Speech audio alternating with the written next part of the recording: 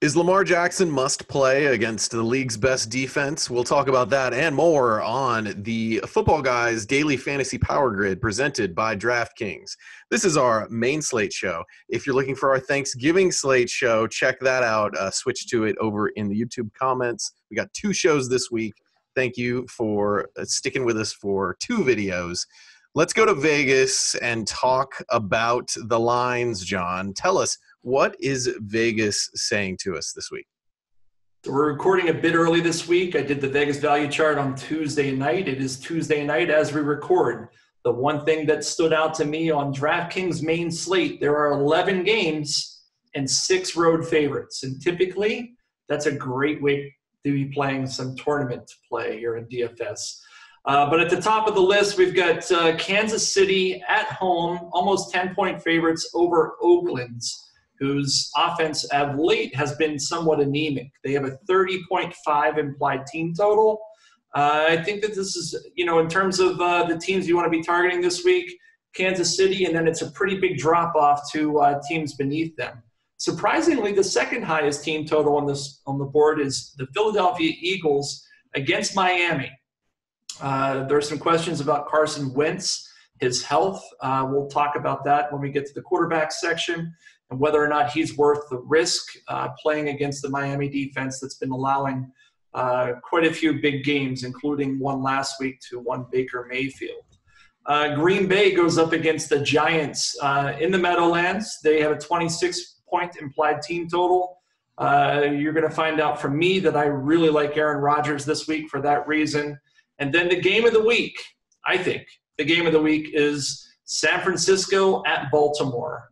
Baltimore's a pretty hefty home favorite, and they've got a quarterback who's super expensive, or he's somewhat expensive, and it'll be interesting to see what the guys think about rolling out Lamar Jackson once again, coming off of another Monday Night Football electric performance where he had 5 touchdowns last night, I believe. So that's it in a nutshell. After that, it's really kind of plateaued. I named the top 4 teams.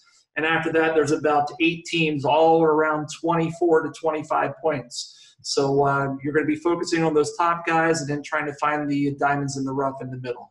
Yeah, and with all of those road favorites, we're going to see some surprises on this main slate. Ryan, let's talk about quarterbacks. Who do you like this week? Are you playing Lamar Jackson? You looking at maybe Patrick Mahomes? What do you think? Yeah, it's tough. It's tough to decide whether to play Jackson or not. I mean, we've talked about it, especially Devin has in past weeks, where I feel like we're just playing whack-a-mole with this guy. I mean, wanted to draft him in all my redraft leagues, didn't get him in as many as I wanted. Want to play him in some DFS weeks, but he's so expensive, and I like, paying down a quarterback if I can. And then again, like he was kind of thin a couple weeks ago because you were relying on, or at least projecting on, a long run that kind of only he could do, and something he maybe shouldn't have done given the context of the score in the game in Cincinnati, which is all a long-winded way of saying I don't know. I don't know if I want to play Lamar Jackson, but I do know one guy that I do want to play in cash this week, and so I'm going to start by talking about the defense he's playing rather than the guy himself. So the defense he's playing allows 75.7% of their yards via the pass, which is the second highest rate in the league. They also allow 64.5% of red zone trips to be converted to touchdowns, which is 3rd worst in the league. They are 22nd in normalized strength of schedule against quarterbacks. That defense is the New York Jets, and that quarterback is the returning Andy Dalton, who is under $5,000, who, and John and I, near and dear to our hearts, love quarterbacks under 5,000, and Devin obviously does not, as he just showed us with the red, black, and yellow. But each time we bring up one of these guys, it's John and I that like him and Devin that doesn't. And, lately they've been working. So the numbers here say that it could work. And even in the context of the slate is why I like Dalton a little bit better. I'm finding it hard to get to Patrick Mahomes and still like the rest of my team. I'm even finding it hard to love the rest of my team with Dalton in there. But I'd much rather feel less comfortable about my quarterback than I would about running backs and receivers. So Dalton's kind of where I'm starting in cash. I also like Rodgers, but I'll let John talk about that because I think it's very much based in the New York Giants D, and he gave some good stats on them last week. One other guy I like in GPPs is at the other end of that game. The Jets and Cincinnati game is actually Sam Darnold. So I'm kind of giggling as I'm saying it because being on this game is probably not good for anyone's health. But The Jets have scored 34 points in 3 straight games, and Darnold is the overall quarterback 2 since the team's Week 9 loss at Miami. They've played bad teams since then, but Cincinnati's also a bad team. So Darnold has 7 pass touchdowns and 2 rush touchdowns in those 3 games since then, and Cincinnati's 3rd worst against quarterbacks in the normalized strength of schedule, despite playing Pittsburgh last week. So that can we talk about good quarterbacks? Why? The good DFS quarterbacks. I'm just trying to get knock out the bad guys at the end. But no, Dalton's cash, and I think Darnold is a GPP play. And I prefer Mahomes to Jackson at the top, but we'll let Devin talk about the, quote, good quarterbacks. What do you think, Devin? Yeah, there's no chance Andy Dalton is a cash game play. If you want to play him as a GPP play, fine. John? He's not on my cash game list, I'll say that. Okay. Oh, but you did like the play. Oh, he's at the top of my GPP list right now. He's okay. All right. He's averaging 18.5 points per game when he started this season. That's like 4x on a salary right there. And he's playing a team, as Ryan's pointed out, that scored 34 points every week for the past 3 weeks. If they score 34, he's going to be elevating the ball. And I think Auden Tate is a better receiver than he was earlier in the season. And Tyler Boyd is a guy who's just so frustrated with Ryan Finley being out there that I think that they actually can do some things. At 4,700, I'll be astounded if he doesn't get 15 fantasy points this week.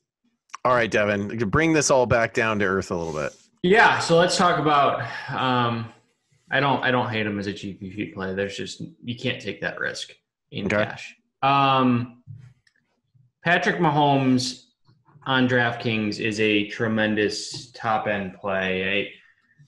They allow the Oakland Raiders defense has all but fallen apart. They've allowed 300 yards to Sam Darnold, 400 to Stafford, 429 to Rodgers, and then Mahomes threw for 443 and 4 touchdowns. So the question is going to be Jackson or Mahomes for a lot of people. And a lot of people I think are in GPPs might be off of Jackson simply because of the matchup, but Kyler Murray's averaged 26 points against the San Francisco defense in their 2 meetings. So if he's under pressure, it may actually lead to him running more than normal because of this defensive line. So he may not have time. He may pull it down quicker, much like Murray did, who had 60 yards rushing in both of those games. The problem is there's a downside risk that inevitably if he can't get outside the pass rush and outside that defensive tackle, he's done it every week. And I've been more wrong on Lamar Jackson than I have been on probably any player ever. So I like him as a GPP play. I think I like Mahomes better as a cash game play. If you're going down, the guy that I really like in cash this week is Nick Foles against Tampa Bay. So here are some of the game logs that Tampa Bay's had. Over 300 yards to Matt Ryan and Matt Schaub, 324 to Kyler Murray, 378 and 5 touchdowns to Russell Wilson. Teddy Bridgewater threw for 315 and 4. Jared Goff threw for 517 yards. Has Goff thrown for 500 yards total since that game? Probably not. Daniel Jones threw for 336 and Cam threw for 333, which Cam never throws for over 300. So long story short, they've allowed 7 300-yard passers or more. Foles hasn't looked great since he's returned, but there's a ton of talent at that receiving core. So I do think that it's an opportunity for Jacksonville to look right and potentially win a game. So I think that it's a tremendous spot for him, especially for that 300-yard bonus. John, what do you think about a quarterback? You wanted to mention Aaron Rodgers there a little bit. Yeah, Aaron Rodgers is certainly a pristine GPP play this week. Last week I talked about Mitch Trubisky and how it was the first time in the history of me doing this whole whatever it is that we do here. I don't like to use the T word, but it's the first time in the history of that I had seen when I sort by advantage over a Pro Football Focus wide receiver cornerback matchup, and the top 3 receivers all came from the same team. Well, I pushed fate, and this week it's the same thing. DeVante Adams, Geronimo Allison, and Alan Lazard are the top 3 this week, and I think for good reason. The Giants A week later, don't have a great defense. Last week, we saw Mitch Trubisky. He had 25 completions, 278 yards, a touchdown. He rushed for another touchdown, and that was Mitch Trubisky. Well, now they go up against a future Hall of Famer and Aaron Rodgers. This is a really good Packers team that's starting to come together, and he passes to his running backs as well. So he's got 4 to 5 legitimate receivers there who can all score touchdowns, and he's only 6,500, which is kind of strange. It feels too low for me. I'm happy to roll with him with the third highest implied team total on the board as a GPP selection. I'm going to go back to the cash game quarterbacks because I think this is a pivotal spot this week.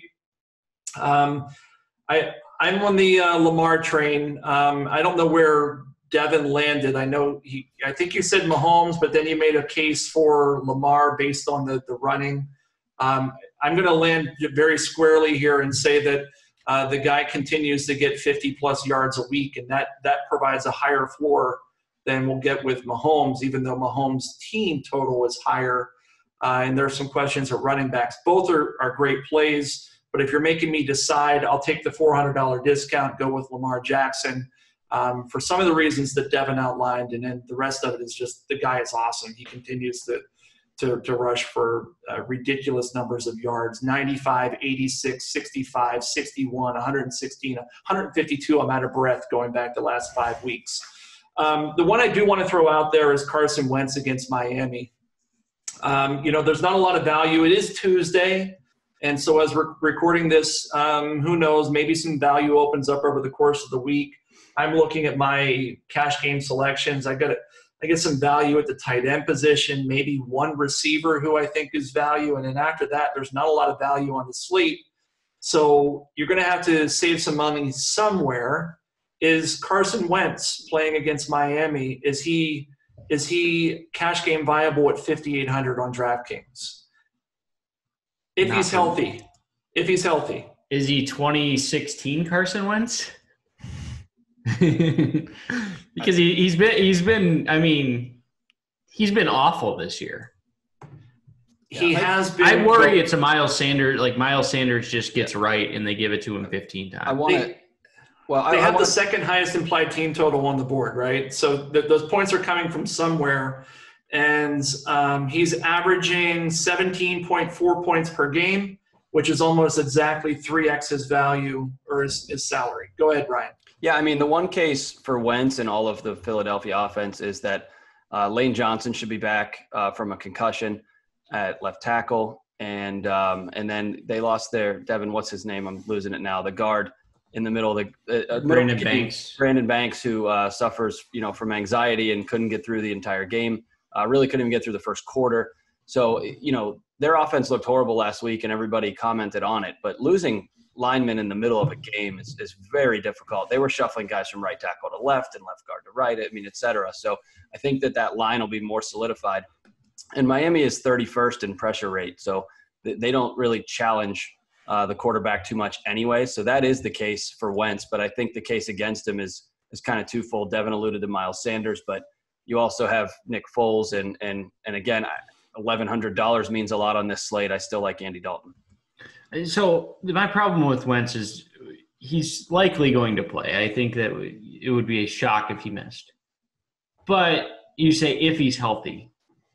Well, that's a complicated question. I don't know if we're going to know that he's 100% healthy. Like, he had x-rays that were negative, but they're saying he needs to have more tests on his hand. That, to me, is like they don't know what's wrong. And that's a concern that I have, that he's going to play. I would be stunned if he didn't, but he's not 100% healthy. I hear no mention of Jameis Winston after another big game last week. Granted, that was the Falcons. He's facing Jacksonville this week. Obviously interest in GPPs, but is he provide a safe enough floor after, 8 out of 9 of the last games he's got 300 yards here? Is he a guy you can consider? He's just too expensive. Yeah. If you're getting up that pricey, you're like, I'm just not saving enough. I'll find 700 and go to Lamar at that point. Yeah. 300 yards is great, but his 300-yard bonus is offset by his interceptions. So, Right. I mean, like it kind of just washes out there. Yep. Yeah, I had to bring him up because he's, just throwing for a lot of yards.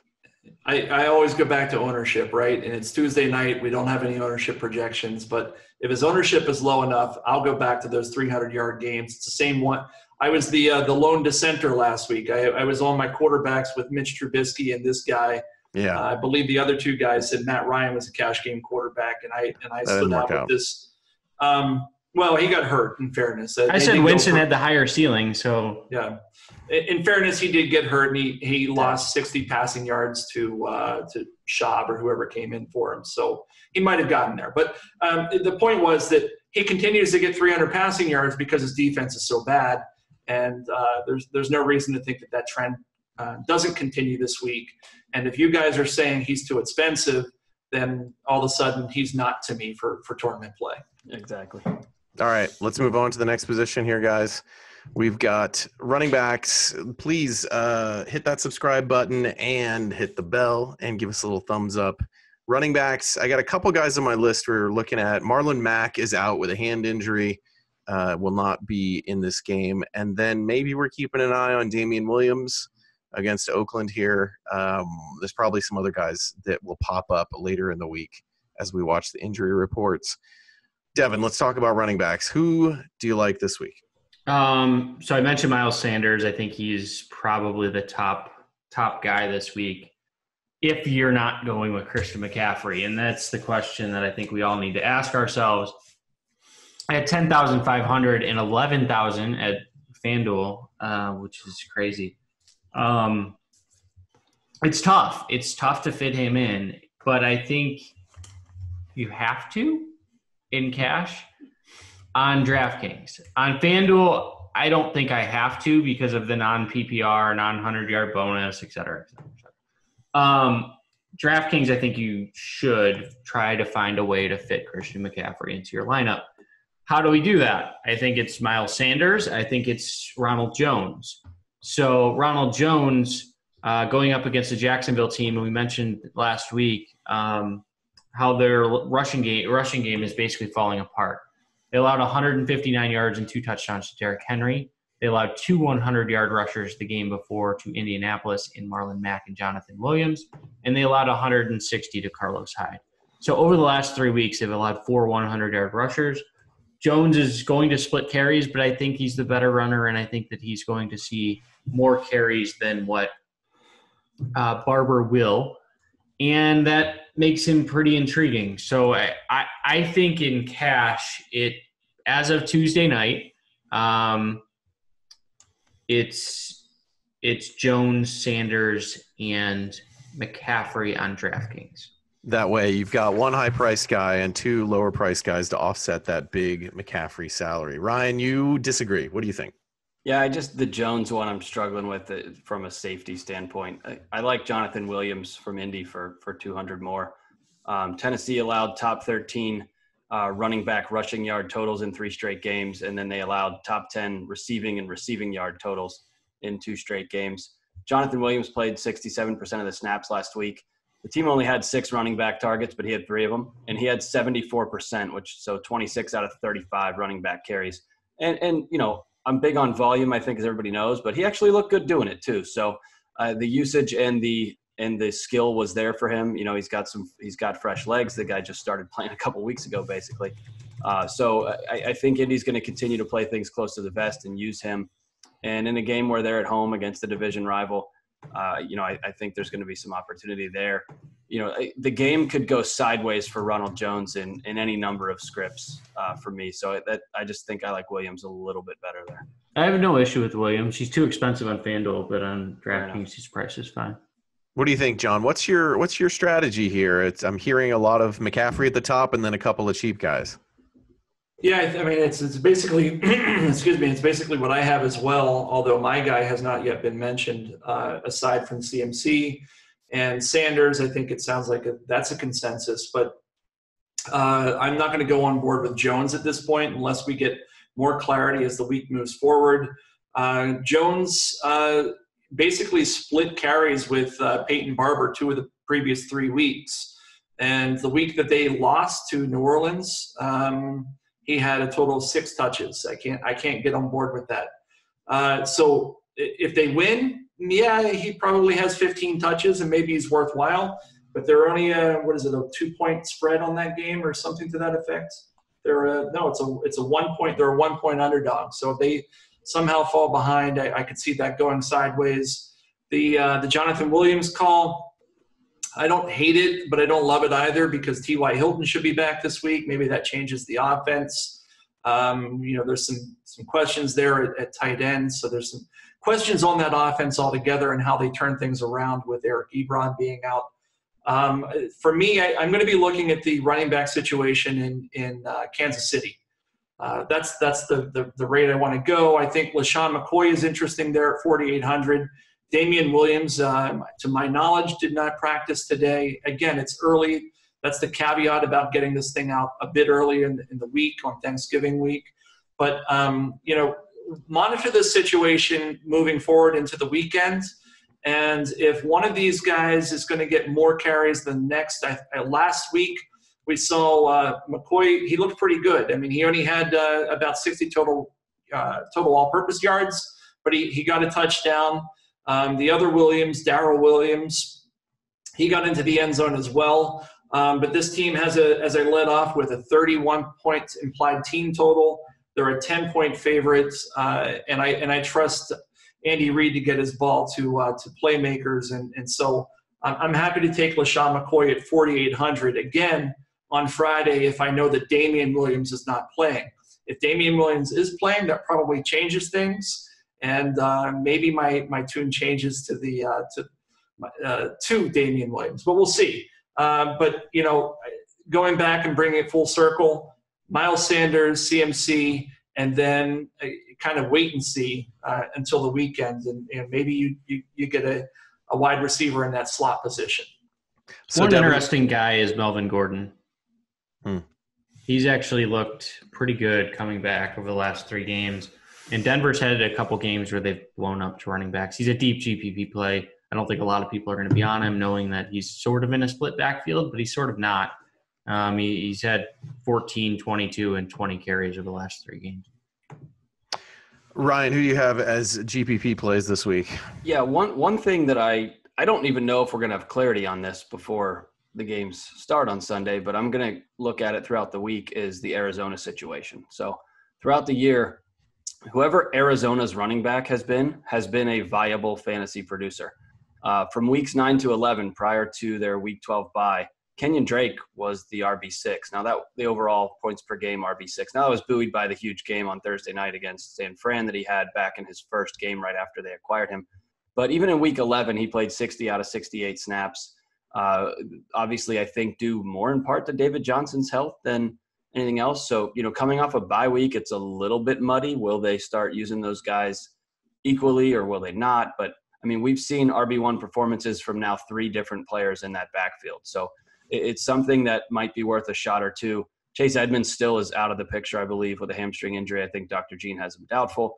So it's really, David Johnson and Kenyon Drake. And will we find anything out before lock or, will we just kind of throw some GPP darts at Drake, hoping that his usage stays what it did before the bye? He certainly was successful in that usage. So who's to say that they would change it? So that's one thing I'm looking at. And then one other one on the other side of that game, Arizona's 26th in normalized strength of schedule against running backs in the last 5 weeks. And, little narrative street here that Jared Goff just kind of stinks at football lately, and LA needs to win a game. So why not feed Todd Gurley, who almost got to 100 yards in the Sunday night game against the Bears 2 weeks ago and had his moments last week before that game really got out of hand on Monday night. So that's one I'm thinking about as well. But again, far from safe, GPP only. John, who are you playing at with running back GPP this week? Yeah, a couple of guys I didn't hear mentioned. I think Leonard Fournette is still interesting, coming off of that 2-touchdown performance last week. We tend to dismiss him because of his team, but the guy continues to be used at a ridiculous rate. Pulling up his stats over the past, call it a month. 7 receptions, 5 receptions, 7 receptions, and 9 receptions. He's basically a high-end wide receiver too, who also carries the ball 15 times a game. And, in fairness, Tampa Bay's got a good run defense, but just based on volume alone at 7,500, I think he's an interesting GPP play. Le'Veon Bell against Cincinnati, 7,200. I mean, Cincinnati is giving up, what are they, like fifth most fantasy points to the position? 1, 2, 3, 4. Yes, fifth. They allowed Benny Snell to run for 98 yards last week. I mean, the Steelers and their ragtag offense led by Duke and Mason last week, they managed to rush for a Duck. Duke. He's not a Duke calling champion. He's a duck calling champion. All right, it'd be a lot cooler if he was a Duke calling champion, for what it's worth. And what would this show be without me butchering some name or anything like that? A bunch of people just got Power Grid bingo. They did. They did. 160 yards with that offense. And, we just talked about the Jets scoring 34 points over the past 3 weeks.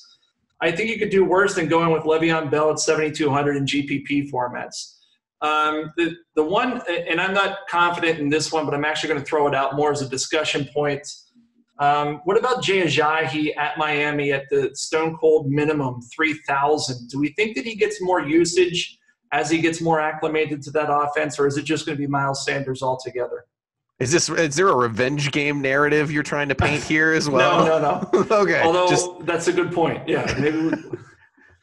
I think the only way that happens is they were in a spot where they needed somebody to get something last week with half their team was hurt, and Ajayi only saw 6 carries.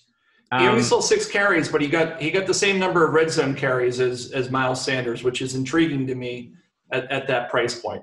I'm not trying to sell anybody on it. It's more of a discussion thing to see where you guys are standing. And I can tell by your body language that as a GPP play, he's fine. Yeah, I mean, you could do a lot of other things, and then if he falls into the end zone once or even twice, then you're set. But that seems like we're going to get into receivers in a minute, but if you try and build a lineup with Lamar Jackson and Christian McCaffrey, it's very difficult. So it's whether you go sub 4K as a receiver or sub 4K as a running back. And Ajayi might be the only guy that's viable under 4K.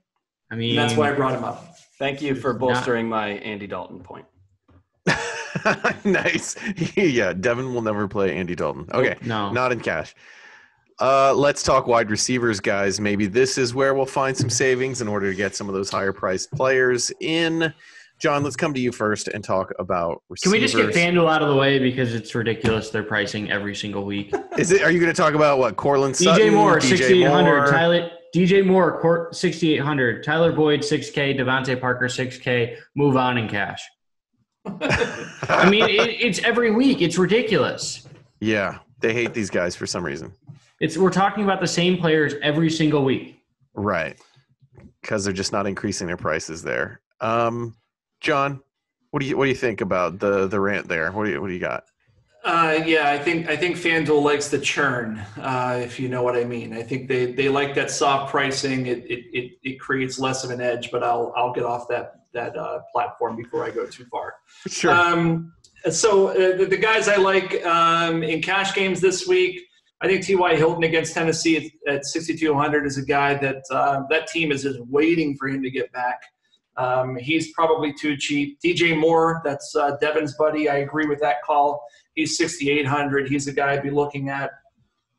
DeVante Adams at 7,000. I think he's about $1,500 too cheap, maybe $1,200 too cheap against the Giants. And then my punt cash game play is going to be Auden Tate at 3,800 against those Jets that we talked about earlier. I just think that's not enough. The guy is a huge red zone receiver, and I think he's really matured as a receiver since the last time he had an actual quarterback under center. So I'll stop there. That's kind of the cash game summary. I'll let the other guys talk, and then maybe on the back end come back to me for GPPs if they haven't touched them. Ryan, what do you think? Yeah, so something I noticed that was interesting here is 3 weeks ago, Mike Evans was 7,600, then 7,400, then 7,300, and this week I'm seeing 6,900. So, those guys, it's hard to pin the tail on the donkey as to which of those guys is going to be the better performer each week. But last week, we went with the ownership of Godwin being half. We mentioned that, and it worked out. This week they're $800 different in price. So maybe that's the indicator as to who we want to take out of that matchup. Devin referenced the Jacksonville defense falling apart on the ground lately, but they also just gave up a massive game to Ryan Tannehill and over 100 yards to rookie A.J. Brown. And I think we know that the Tampa receivers far outclass A.J. Brown at least. So Evans is somebody I'm looking at too. One thing, boy, do I wish that he didn't hurt his hamstring last week, but Tyreek Hill's in an awesome spot this week. I just don't know that we can get there, and certainly not on Tuesday night. It would take a lot. I don't know what kind of indication we would need to play a speed guy with a bad hamstring, but if there were things we trust, the stars align in terms of why you would want to play him. Kansas City throws the ball, at the 6th deepest per target, and Oakland allows the 2nd longest ADOT in the league. So, and we all know Hill can do that. So he'd be my favorite guy, if not for injury. Other than that, I like DJ Chark. Devin referenced Nick Foles earlier, but a sneaky way in cash to get exposure to a good QB situation is grab one of his receivers and then spread it out other places. So DJ Chark, and then another way you can do that same thing is if you don't want to play Andy Dalton, which I know neither of these guys do in cash, is to play Tyler Boyd there. And I think John maybe mentioned him, and Devin certainly did on FanDuel. So those are the cash guys, and I'll kind of give it up from here. I think I have a couple more, but I'll either mention them in stacks or you can come back. What do you think, Devin? Yeah, it's a tough week. I think DeVante Parker continues to be interesting simply because he's the only option in Miami. He came close to another 100-yard game last week, which would have made it 2 in a row since Preston Williams has been out.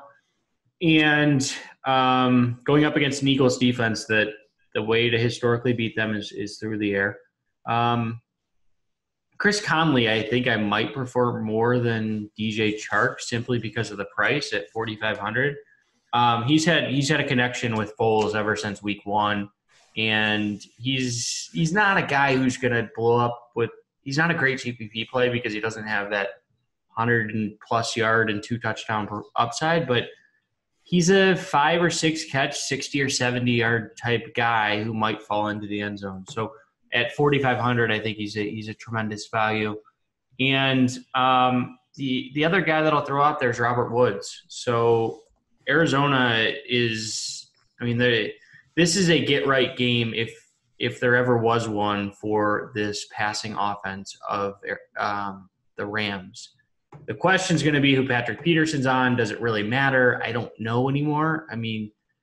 Arizona's allowed 4 straight 300-yard passers, and at some point we've seen upside in this Rams offense. So Woods at 5,500 I think is a tremendous value. He wasn't supposed to play the full complement of snaps last week, but still had 6 for 97. So I think he's the clear number 1 in that offense. And Cooper Kupp's just too unreliable for me, but Woods is about $500 to $700 too cheap. Devin, what about the Cleveland receivers? I'm seeing them pretty high on our early charts here with our lineup optimizer. What will you do with these guys? It's tough. I think we talked about liking both of them last week, and they both performed pretty solidly. Jarvis Landry has 18 red zone targets, which is 3rd in the NFL. Odell Beckham has just 9. So I think pains me to say it, but I think Landry's safer. Beckham would have 19 though if pass interferences in the end zone counted as targets. That's fair. But you should get fantasy points for that. But you should.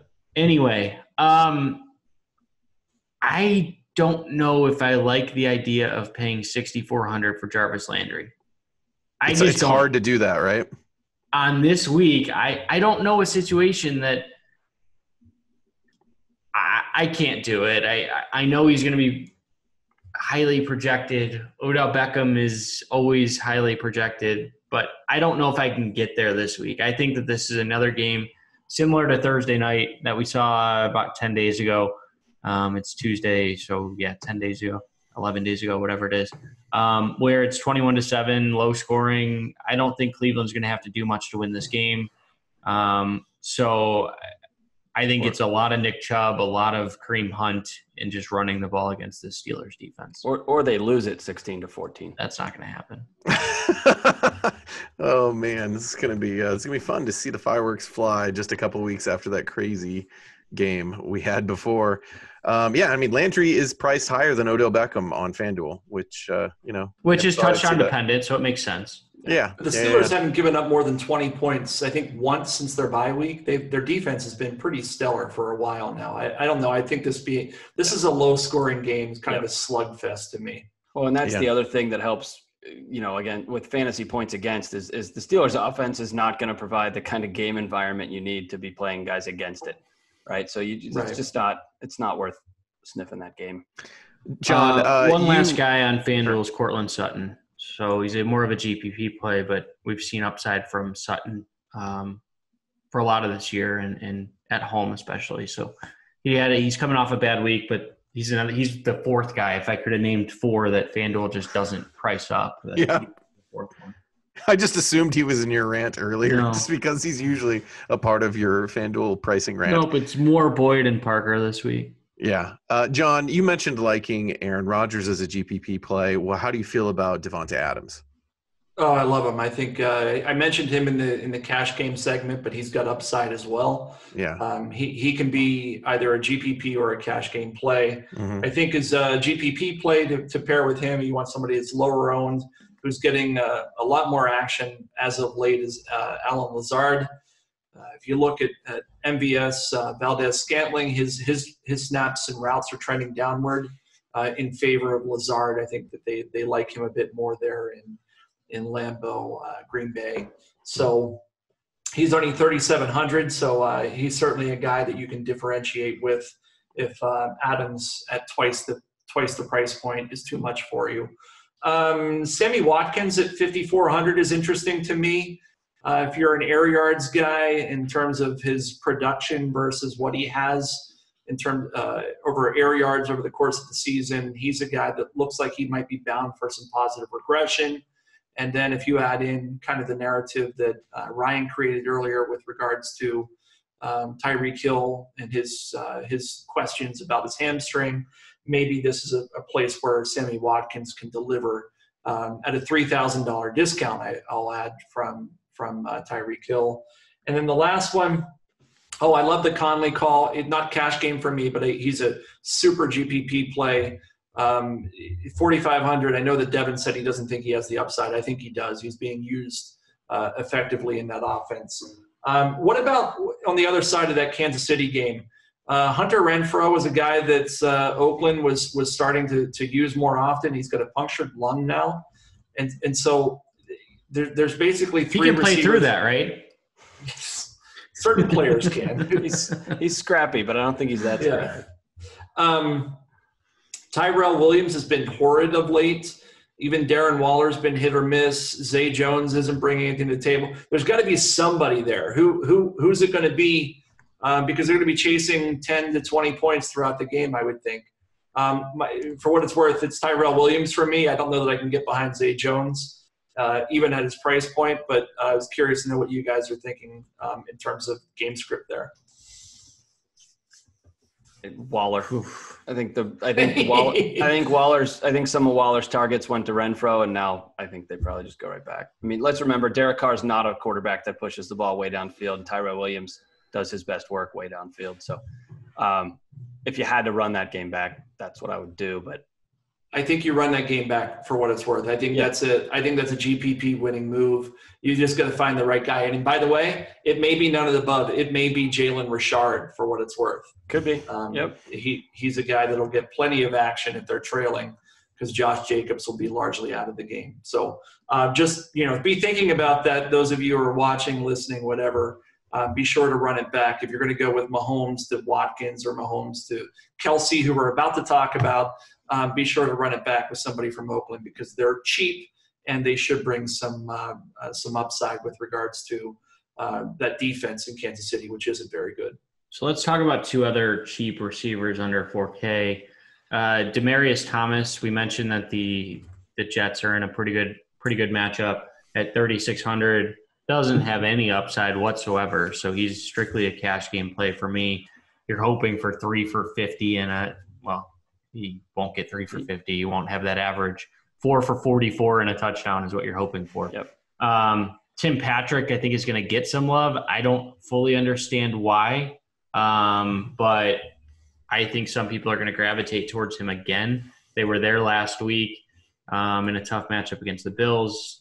Don't understand it, but at 3K, I don't know if you guys understand it more than I do. Well, I mean, the argument is he's on the field. He's played 73 and 64% of the snaps the last 2 weeks. But again, he's in a bad offense and he's the third guy.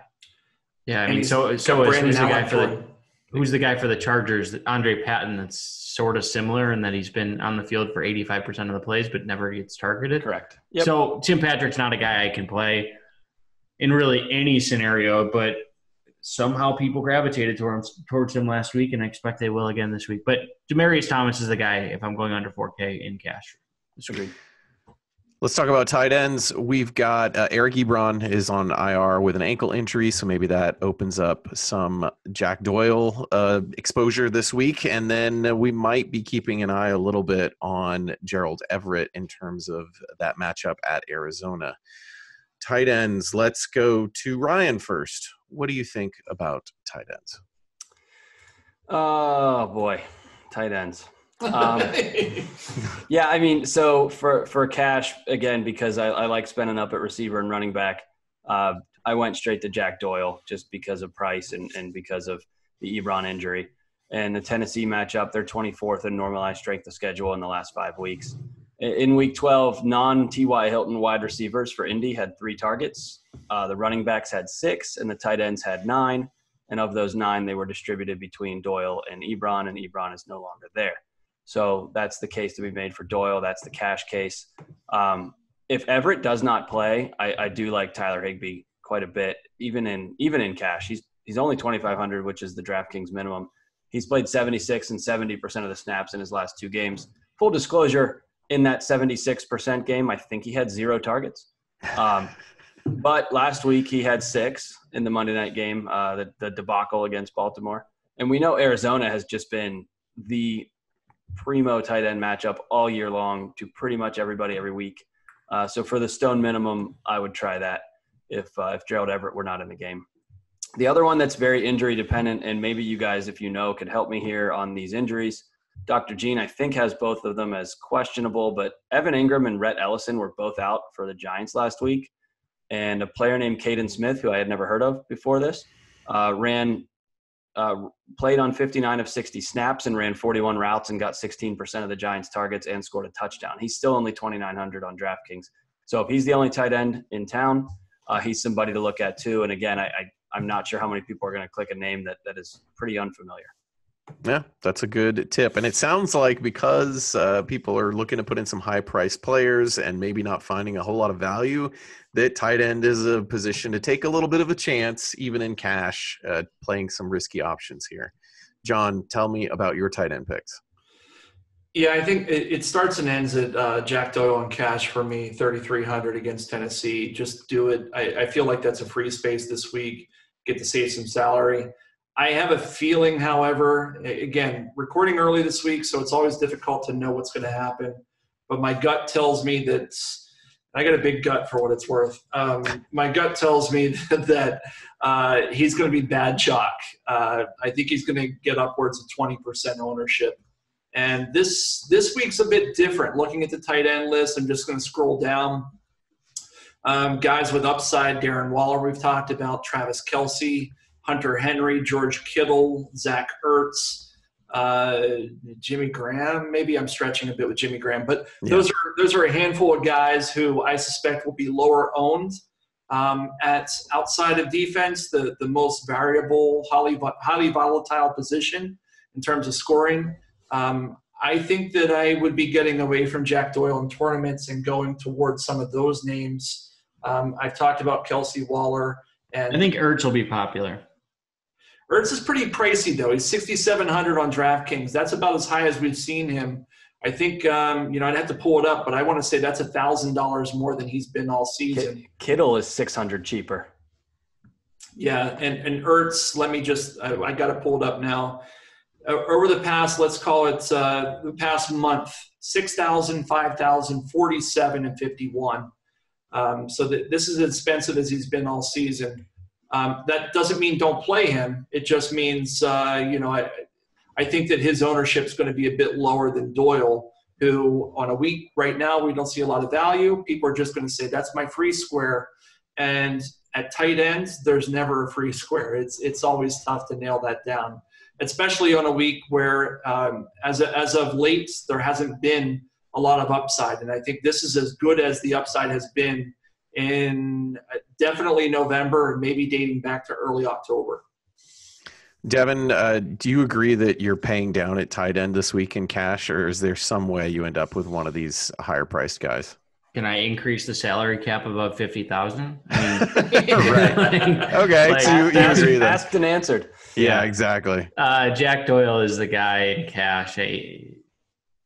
Zach Ertz will only be popular if Jeffrey and Aguilar do miss again. I think that he'll be super chalky if we hear earlier than what we did with Jeffrey that they're out, but I think they're going to play. So David Njoku at 3,500 coming back, should be coming back. It's still TBD, but at 3,500 has athletic talent in the Browns desperately need a red zone consistent target. So I think that if he comes back, the Browns have one of the worst red zone offenses in football.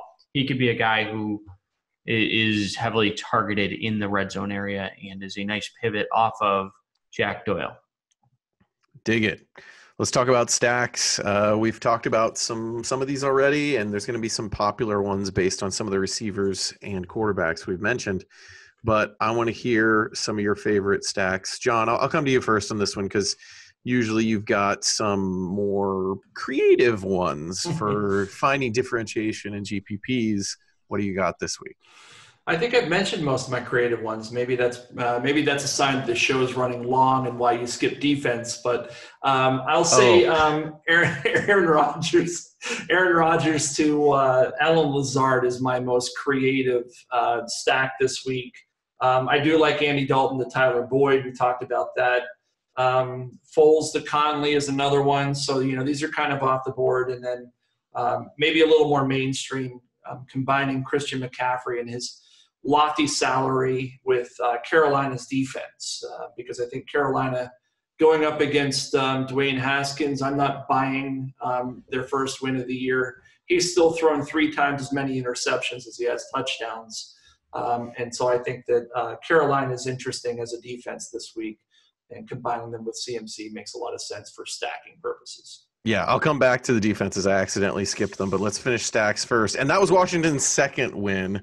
I know because my wife is a big Washington fan, and she was not too pleased that they won. She wants those good draft picks. So, Ryan, tell me about your stacks. So further playing off of the Green Bay stack, and just on the other side, one receiver I didn't mention that is interesting for GPPs is Sterling Shepard. So he came back last week from an extended absence due to a concussion, I believe his second of the year, but he was back. 95% of the snaps, 9 targets in his return. So if you're a box score chaser, which I advise you not be, you will not click his name, but he does have the volume and he was on the field quite a bit. So he's somebody I like. And then, I don't know that a lot of people are going to pay the premium for Mahomes and Hill, especially with Hill banged up. But if we have word that Hill's playing, or even better, if you get word that maybe he's limited and he's going to gut through it, then I think that will keep the number down of rosters that he's on. And I alluded earlier to maybe running that back with Darren Waller, although John's Jalen Richard call isn't a bad one there either. So those are the 2 that I had written down. Devin, who are you stacking? I think most of the good ones are taken. So I like Jameis and pick one. You have to pick one. It's always pick one. Call it Scott Miller. Let's go Godwin back to back. I think he is bigger play upside than Evans, but I'm more of a Godwin fan than Evans, but we'll see. And then Nick Foles and either DJ Chark or Chris Conley. I don't really like Conley in GPPs, like I mentioned. I like Chark more in a GPP setting, so I'll go Foles and Chark. Awesome. And I think that people are going to be looking at that Philadelphia matchup against Miami, and they could pair the Philly defense, and play Miles Sanders with him as well. Let's go back to defenses. Devin, I'll come to you to talk about defenses. Who do you like this week? On FanDuel, I like the Chargers. They're on the road against Denver, but they're only 3,900. And that's really as cheap as I want to go. There's not a lot of great cheap options like we had last week where we had both Cincinnati and Washington that we called out. And on DraftKings, I am going with the Cleveland Browns. Homer. John. No, I like that pick. John, who are you picking?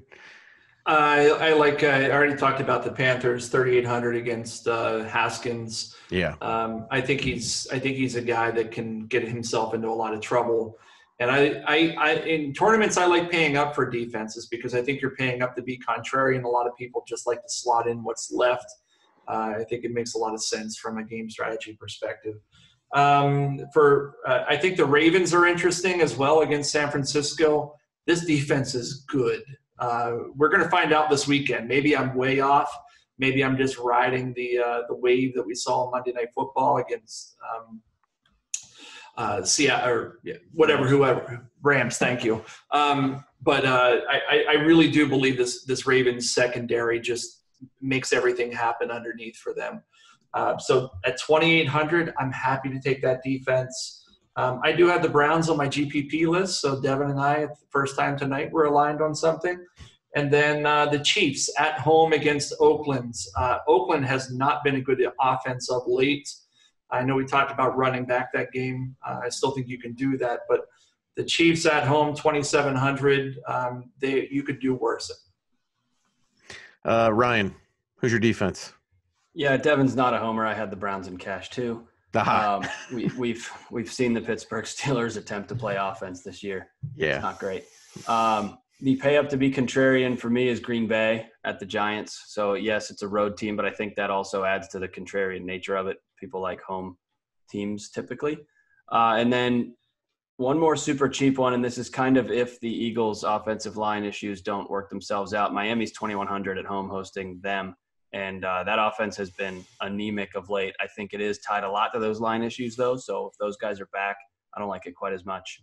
But it is viable. Oh, and one last one. If that's not and you still need to be cheap, what if the Rams' offense just really isn't good? You got Arizona coming off a bye. Jared Goff's been terrible. I've been trying to tell you this all year. Exactly. So they're only 2,300 off a bye hosting that lately putrid Rams offense. Interesting.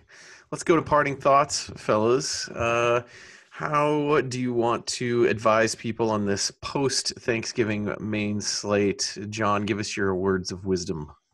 I don't have a whole lot this week. You know, it's a week to be thankful for the things that you have and the blessings in your life. And maybe I should have done this on the Thanksgiving show, but thanks to everybody who continues to support us and subscribe to the site, subscribe to the YouTube channel.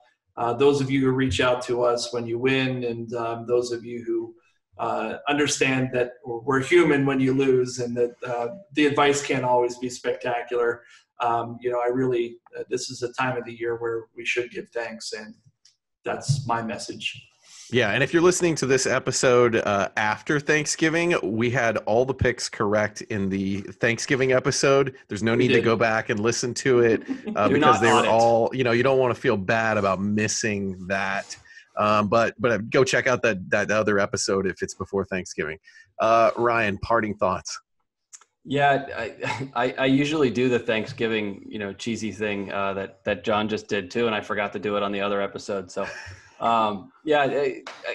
as it pertains to the slate, we named about a zillion wide receivers, which I think that speaks to this slate. That and all the road favorites makes the slate a little difficult to pin down. So try to find your way to conviction and stick to it, is what I would say there. It's a difficult one. And then also just on the thankful thing, thanks to you guys. I know what you guys also, you subscribers and YouTubers don't know is Austin does significantly more work on this show after we're done recording than the rest of us do. I'm going to close the X button here and go to bed, and Austin's going to go edit and insert graphics and things. So thanks to you, Austin, for making us look good, which is pretty tough to do sometimes. Thanks, buddy. No, I appreciate it. And I appreciate you guys willing to not have edits in the show because that saves me a lot of time. Devin, parting thoughts. I'm not going to thank anybody. Right on brand for Devin. Surprise. No, but I will give a caution to everybody. So two things. One, we're recording this on Tuesday. So things may have changed significantly if you're used to listening to us on Friday, etc. And two, treat these slates as two completely separate slates. So Thursday slate, whatever happens, don't change your strategy for Sunday. Don't play – if you want to play less because you lost, fine. But don't chase if you lost to make up the losses. Treat it as another week. Or if you won, don't play more just because you won a lot of money on Thursday. Like if you want to play less, fine. But don't be dumb and just say, ooh, I have to play a bunch of money because I won a GPP or something. Yeah, I think this is a good time of year to sort of think again about your bankroll management. Don't get on tilt late in the season thinking that time is running out or anything like that. And certainly don't get on tilt, within the same week with these big opportunities on both Thanksgiving and on Sunday. That's a great point, Devin. All right. Check out all our content over at footballguys.com. And we'll be back next Friday morning with our Week 14 episode. On behalf of John Lee, Devin Knotts, and Ryan Hester, I'm Austin Lee saying thank you for watching and thanks for being a football guy.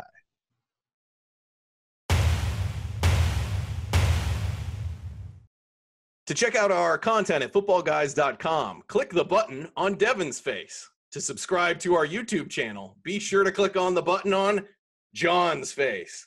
And if you'd like to see our latest video, click on the giant video in front of Ryan's face. Click any of those now. Thank you for watching. Thank you for listening.